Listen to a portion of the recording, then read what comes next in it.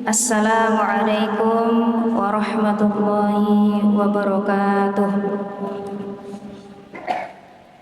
Innal hamdalillah nahmaduhu wa nasta'inuhu wa nastaghfiruh wa na'udzu billahi min shururi anfusina wa min sayyiati a'malina. May yahdihillahu fala mudilla lahu wa may yudlil fala hadiya lahu. Asyhadu an la ilaha illallah wa asyhadu anna Muhammadan abduhu wa rasuluh la nabiyya wa la rasula ba'dah amma ba'd. Puji syukur kita panjatkan hadirat Allah Subhanahu wa taala yang telah memberikan nikmat kesehatan, nikmat kesempatan dan hidayah kepada kita semua, sehingga kita masih bisa melaksanakan sholat subuh secara berjamaah di masjid yang diberkahi ini, dan bahkan di bulan yang banyak sekali keistimewaannya, yang kita tidak bisa menemukan keistimewaan itu di bulan-bulan lainnya. Salawat serta salam semoga tercurah limpahkan kepada baginda Rasulullah Sallallahu Alaihi Wasallam. Bapak Ibu jamaah sholat subuh yang dirahmati oleh Allah Subhanahu wa taala, pada kesempatan kali ini izinkan saya menyampaikan tema pembahasan kita, yaitu tentang toharoh, dan insya Allah kita akan membahas ini selama beberapa hari ke depan. Dan yang pertama kali ketika kita ingin membahas sesuatu, maka kita harus mengetahui bagaimana dan apa sih toharoh itu.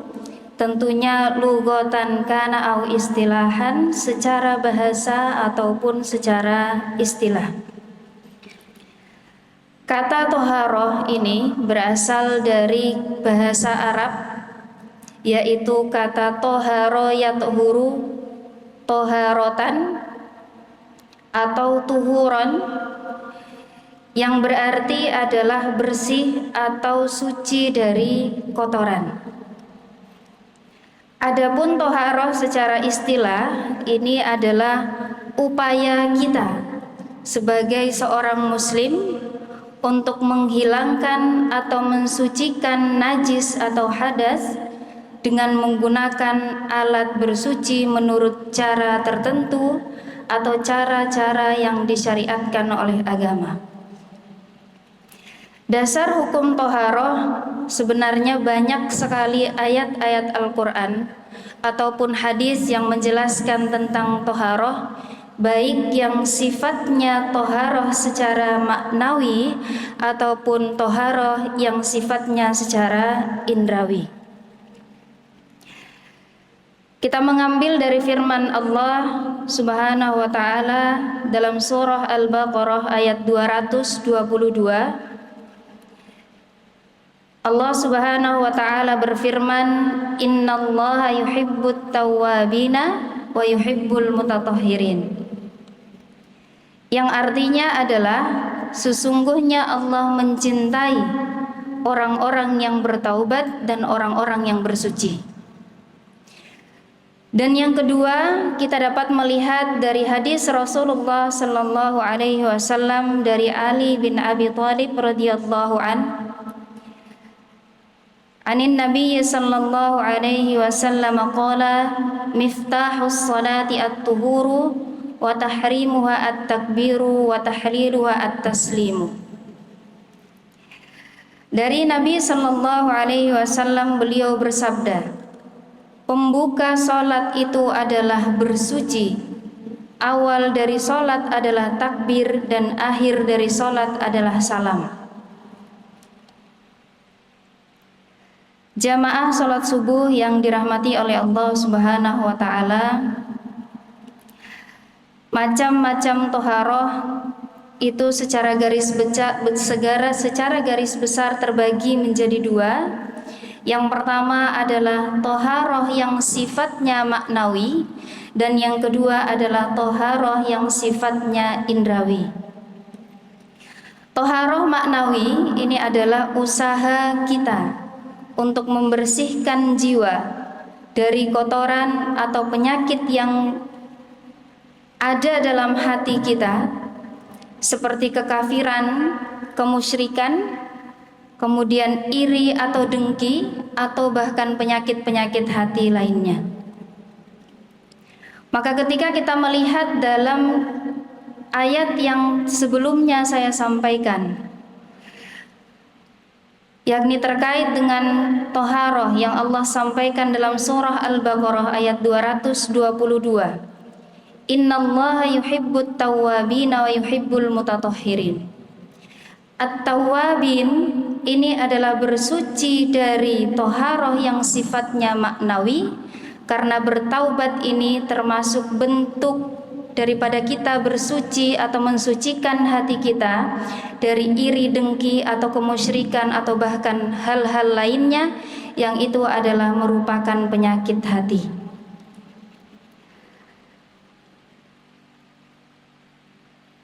Dan juga disebutkan dalam surah At-Taubah ayat 28, Ya ayyuhalladzina amanu innamal musyrikuna najasun. Hai orang-orang yang beriman, sesungguhnya orang-orang yang musyrik itu adalah najis. Najasun yang dimaksud dalam ayat ini adalah najis secara atau toharoh yang masuk pada sifatnya adalah maknawi. Dan yang kedua adalah toharoh yang sifatnya indrawi. Toharoh indrawi ini terbagi menjadi dua. Yang pertama adalah toharoh hadas, yaitu menghilangkan atau mensucikan najis yang sifatnya hukmiyah, yang tidak dapat dirasa atau dilihat dengan cara berwudu, mandi, ataupun tayamum. Kemudian yang kedua, toharoh khobas, yaitu membersihkan najis yang bisa dilihat dan dirasa, yang mengenai pakaian atau tempat dengan mencuci, memerciki, dan istinja. Jadi kalau toharoh yang indrawi itu terbagi menjadi dua. Yang pertama adalah toharoh hadas, yang bisa kita sucikan dengan cara berwudu, mandi, dan juga tayamum. Sedangkan yang kedua, toharoh khobas, kita bisa membersihkan atau mensucikannya dengan cara mencuci, memerciki air, ataupun dengan cara istinja. Jamaah salat subuh yang dirahmati oleh Allah Subhanahu wa ta'ala, perlu kita garis bawahi bahwa toharoh itu tidak hanya membersihkan daripada sesuatu yang sifatnya indrawi, tapi juga sesuatu yang sifatnya maknawi. Maka para ulama bahkan menempatkan bersuci yang sifatnya maknawi ini adalah sesuatu yang paling utama. Maka ketika kita sholat, kalau diminta untuk toharoh, yang dimaksud tidak hanya toharoh secara indrawi dalam artian kita berwudu saja, tapi juga harus membersihkan hati kita. Dengan yang pertama yang harus kita lakukan adalah niat ikhlas karena Allah. Jamaah salat subuh yang dirahmati oleh Allah Subhanahu wa ta'ala, demikian kultum pada subuh kali ini, yang insya Allah pada pertemuan selanjutnya kita akan membahas masih dengan tema toharoh, dan akan kita lanjutkan dengan pembahasan alat-alat yang digunakan untuk bersuci. Demikian dari saya, terima kasih atas perhatiannya dan mohon maaf apabila ada kata-kata yang tidak berkenan. Billahi taufiq wal hidayah. Assalamualaikum warahmatullahi wabarakatuh.